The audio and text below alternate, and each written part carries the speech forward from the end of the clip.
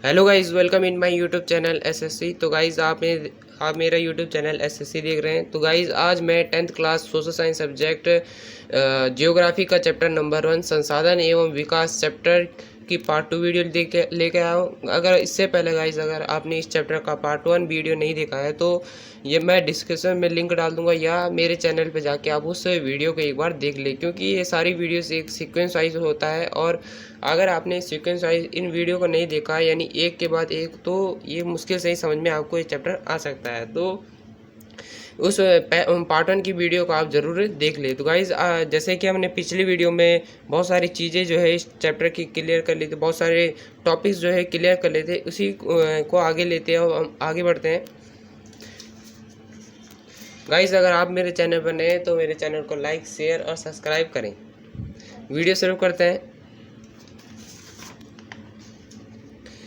तो गाइज जैसे कि हम आगे बढ़े हैं अपने पार्ट 2 वीडियो में। पार्ट वन वीडियो में हमने बहुत सारी चीज़ें जो है डिस्कस कर ली थी। अब हम आते हैं पार्ट 2 वीडियो में।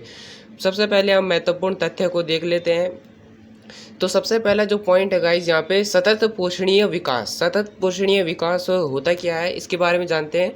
संसाधनों का विवेकपूर्ण रूप में उपयोग, यानी संसाधनों का एक विवेकपूर्ण तरीके से उपयोग होना चाहिए, यानी जुडिशियस यूज ऑफ रिसोर्सेज, यानी एक इस प्रकार से मतलब संसाधनों का उपयोग किया जाए ताकि जो वर्तमान युग के लोग हैं और जो भविष्य में आने वाले लोग हैं उनके लिए संसाधन भरपूर हो। कहने का मतलब यही है कि संसाधनों का मतलब इस्तेमाल ऐसा हो जो वर्तमान पीढ़ी तथा भावी पीढ़ी दोनों के लिए ही पर्याप्त हो। तो इसी को विवेकपूर्ण रूप से संसाधनों का उपयोग कहते हैं। तो ये कहलाता हमारा सतत पोषणीय विकास। गाइस ये पेपर के लिए बहुत ज़्यादा इंपॉर्टेंट है। क्वेश्चन बन के आता है कि सतत पोषणीय विकास को मतलब डिफाइन कीजिए, तो क्या होता है आपको लिख देना है बहुत सारे पॉइंट।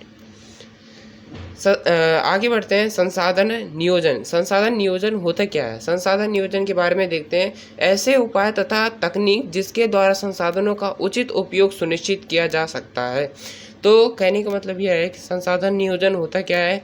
ऐसे उपाय और अथवा ऐसे तकनीक, यानी हम नए नए तकनीक से, जैसे कि हम देखते हैं कि मतलब धीरे धीरे मतलब जो है डेवलपमेंट टेक्नोलॉजी जो है बढ़ रही है, उसी तरह से मतलब उसी को मद्देनजर रखते हुए कि मतलब ऐसे ऐसे तकनीक नए नए खोजे जाए जिनके द्वारा मतलब संसाधनों का कम से कम उपयोग हो और सभी तक भरपूर हो। तो इस तरह से मतलब कहने का मतलब यही है कि मतलब नए नए ऐसे तकनीक हो जिनमें संसाधनों का कम उपयोग हो तथा सभी के लिए संसाधन भरपूर हो। तो कहने का मतलब यही होता है हमारा संसाधन नियोजन।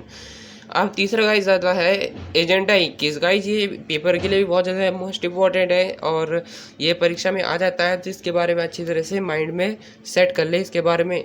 तो पढ़ते हैं गाइज ये होता क्या है। एजेंडा 21 1992 में ब्राज़ील के शहर रियो डी जेनेरो में संयुक्त राष्ट्र पर्यावरण व विकास सम्मेलन, यानी एजेंडे किस क्या है, एक सम्मेलन है जो कि ब्राज़ील के शहर रियो डी जेनेरो में 1992 में रखा गया था, एक सम्मेलन रखा गया था। तो गाइज ये जो शहर है ये बहुत ज़्यादा, शहर का नाम है जो रियो डी जेनेरो में, ये बहुत ज़्यादा इम्पोर्टेंट है। परीक्षा में 1 नंबर के क्वेश्चन में पूछ लिया जाता है कि एजेंडा 21 ब्राज़ील के कौन से शहर में जो है पारित किया गया था। तो ये आता है, शहर का नाम आपको यहाँ पे लिख देना है। तो आगे देखते हैं। जिसका उद्देश्य समान हितों और पारस्परिक आवश्यकताओं एवं जिम्मेदारियों के अनुसार और सहयोग के द्वारा पर्यावरण क्षति व गरीबी का निपटारा करना है। तो कहने का मतलब गाइज ये एजेंडा 21 पूरा होता क्या है। तो सबसे पहले आपको गाइज ये लिखना है कि एजेंडा 21 एक सम्मेलन होता है जो कि 1992 में ब्राज़ील के रियो डी जेनेरो शहर में रखा गया था और जिसमें संयुक्त राष्ट्र शामिल थे, यानी अलग अलग देशों के, विश्व के अलग अलग देशों के मतलब जो लोग हैं वो वहाँ पे शामिल थे, महत्वपूर्ण व्यक्ति जो उसमें शामिल थे। और वहाँ पे एक सम्मेलन रखा गया था जिसमें सभी लोग शामिल थे। और उस जो सम्मेलन था उसमें ये मतलब जो है नए नए वो जो है वो उपाय निकाले गए कि मतलब पर्यावरण को ऐसे उपाय निकाले गए कि मतलब जिससे कि पर्यावरण को ज़्यादा क्षति ना पहुँचे, जो गरीबी है अलग अलग देशों में उस गरीबी का निपटारा हो। और पर्यावरण को जितना क्षति पहुंच गया है या आगे पहुंचने वाला है उसके बारे में सोचने के लिए मतलब ये सम्मेलन रखा गया था। तो गाइज आप इसे सारा ही नोट करके रख ले, बहुत ज़्यादा इम्पोर्टेंट है। आगे बढ़ते हैं। हमारे पास संसाधन है पेड़ बनने के लिए है, बेटी बनने के लिए नहीं। तो गाइज ये लाइन बहुत ज़्यादा इम्पोर्टेंट है। पूछ लिया जाता है कि मतलब यह लाइन किसके द्वारा कहा गया है, तो महात्मा गांधी ने कहा है। क्या लाइन कहा है? महात्मा गांधी जी ने कहा है कि हमारे पास संसाधन पेड़ बनने के लिए है, बेटी बनने के लिए नहीं। गाइज मैं इसे एक्सप्लेन कर देता हूँ, इसका कहने का मतलब क्या है। ये इस लाइन का महात्मा गांधी जी कह रहे हैं कि हमारे पास हजारों व्यक्तियों के पेड़ बनने के लिए संसाधन है, लेकिन किसी एक व्यक्ति के लालच का पेड़ बनने के लिए संसाधन पर्याप्त नहीं है। क्योंकि गाइस हम जानते हैं कि मतलब लालच तो अगर किसी व्यक्ति का अगर लालच है बहुत ज़्यादा, तो उसे मतलब जितना भी दो वो कमी होता है। तो इस प्रकार से महात्मा गांधी जी का कहने का मतलब यही है कि मतलब हम कई सारे लोगों को मतलब कई सारे लोगों का पेड़ बनने के लिए संसाधन है, लेकिन किसी एक व्यक्ति के पेड़ बनने के लिए संसाधन पर्याप्त नहीं है। तो गाइस ये सारे टॉपिक्स हमने क्लियर कर ले हैं। आगे बढ़ते हैं कुछ नए पॉइंट्स के साथ। तो गाइस हमारा जो चौथा पॉइंट है वो है भू उपयोग। भू उपयोग कहने का मतलब है भूमि का उपयोग, यानी भूमि का उपयोग मतलब किन किन चीज़ों में होता है। तो जैसे कि गाइस हम जैसे कि ज़मीन है, ज़मीन का उपयोग हम किस में करते हैं? कृषि के लिए करते हैं, यानी अलग अलग फसलें उगाने के लिए करते हैं। और भूमि का उपयोग हम किन किन चीज़ों में करते हैं? वन के लिए करते हैं, यानी जंगलों के लिए करते हैं। पड़ती भूमि के लिए करते हैं, भवन बनाने के लिए करते हैं। जैसे कि लोग अलग अलग जगहों में अपने घर बना रहे हैं, तो कहाँ पे बना रहे हैं? ज़मीन पे ही तो बना रहे, भूमि पर ही तो बना रहे। तो ये पॉइंट भी इम्पोर्टेंट है। क्वेश्चन क्या लाया जाता है कि मतलब भूमि का उपयोग किन किन चीज़ों में होता है। तो आपको गाइस सारे पॉइंट्स याद रखने हैं कि भूमि का उपयोग जो है कृषि के लिए किया जाता है, वन के लिए किया जाता है, पड़ती भूमि के लिए किया जाता है, और भवन बनाने के लिए किया जाता है। अगर गाइस भूमि नहीं होती तो इतने सारे जो आप मकान देखते हैं आपने चारों ओर, तो नहीं हो पाते। ना ही कृषि हो पाती, ना ही वन हो जाता, ना ही पड़ती भूमि। यानी इनमें से अगर भूमि ना हो तो इनमें से कोई भी चीज़ संभव नहीं है। अगर हम अभी भी खड़े हैं तो कहाँ पर खड़े? भूमि पर ही खड़े हुए हैं। तो गाइस इसके बारे में जानना बहुत ज़्यादा इम्पोर्टेंट है, और आप अच्छी तरह से इसके बारे में जान भी लें। आगे बढ़ते हैं गाइस। जो हमारा पांचवा पॉइंट है वो क्या है? भू निम्नीकरण के कारण। पहले लाइन को समझ लेते हैं। लाइन कह क्या रही है?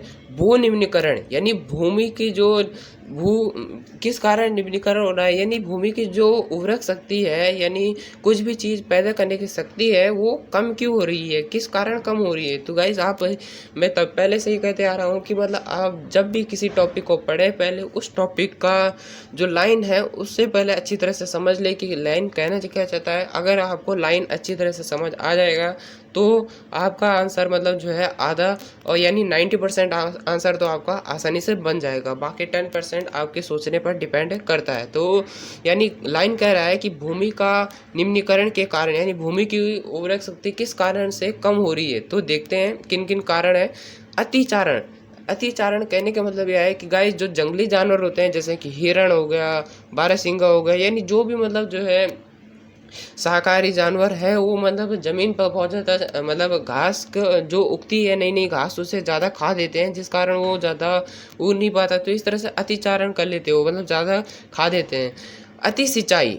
अति सिंचाई कहने का मतलब गाइस कि मतलब जैसे कि हम देखते हैं कि जब मतलब धान गेहूँ ये सब उगाते हैं तो सिंचाई करनी पड़ती है। यानी कोई भी सिंचाई किस प्रकार की जाती है आपने बहुत सारे देखा ही भी होगा। मैं एक बार बता देता हूँ कि मतलब जैसे कि एक खेत है, ठीक है, हमें वहाँ पे जो है धान बोने हैं, तो हम वहाँ पे क्या करते हैं, पहले पानी बहुत सारा मतलब उस खेत में जमा कर लेते हैं, और बहुत ज़्यादा जमा कर लेते हैं, तब हम उसके बाद वहाँ पे लगाते हैं। तो इसके कारण मतलब भूमि की उर्वरक शक्ति बहुत ज़्यादा कम होती है, क्योंकि ज़्यादा सिंचाई हो जाती है, और जो मिट्टी रहता है इस ज़्यादा पानी के कारण जो है वो बह जाता है। इसी कारण भू निम्नीकरण होता है, यानी भूमि की उपजाऊ शक्ति कम हो जाती है। औद्योगिक प्रदूषण कहने का मतलब यह है कि जो गाइस हम देखते हैं कि बहुत सारी जो है अब डिजिटल देश बन गए, अलग अलग मतलब नई नई टेक्नोलॉजी आ गई है, और अलग अलग चीज़ बन गए हैं। तो मतलब औद्योगिक प्रदूषण कहने का मतलब यह है कि जो नई नई फैक्ट्रियाँ खुलती है, और उनमें जो तैयार माल होता है और उनसे निकलने वाला गंदा कचरा, यानी गंदा पानी रहता है, वो डायरेक्ट जो है खेतों या नदियों में सब जगह मिल जाता है और उसमें कुछ हार्मफुल चीज़ें होती है बहुत ज़्यादा, जो मतलब प्रभावशाली होती है, मतलब जो कि हर चीज़ को नष्ट कर देती है। तो वो मतलब जब हमारी भूमि के साथ मिलती है तो भूमि की उपजाऊ शक्ति जो है ख़त्म कर देती है। तो कहने का मतलब यह है कि जो औद्योग से निकलने वाला कचरा यानी फैक्ट्रियों से निकलने वाला कचरा, वो भी हमारे एक भू निम्नीकरण यानी भूमि की उपजाऊ शक्ति को कम करने का एक बहुत ज़्यादा महत्वपूर्ण कारक है। और तो गाइस आपको ये सारे पॉइंट्स याद रखने हैं, ये भी बहुत ज़्यादा इंपॉर्टेंट है। 4 या 5 नंबर के क्वेश्चन में भी जरूर आता है कि भू निम्नीकरण के कारण कौन कौन से हैं। तो गाइज मैंने सारे कारण आपको एक्सप्लेन कर चुके हैं और अच्छी तरह से समझा भी दिया है। बस आपको क्या करना है, लाइन वाइज मतलब जो है टॉपिक का अच्छी तरह से जो लाइन है उससे समझना है, पढ़ना है, बाकी आंसर तो खुद ब खुद निकल जाता है और थोड़ा सोचना भी पड़ता है। तो गाइज इसी प्रकार ये पार्ट 2 वीडियो खत्म होता है। आगे मिलते हैं अपनी नेक्स्ट वीडियो में। गाइज अगर वीडियो पसंद आए तो लाइक करें, शेयर करें और सब्सक्राइब करें। Thank you.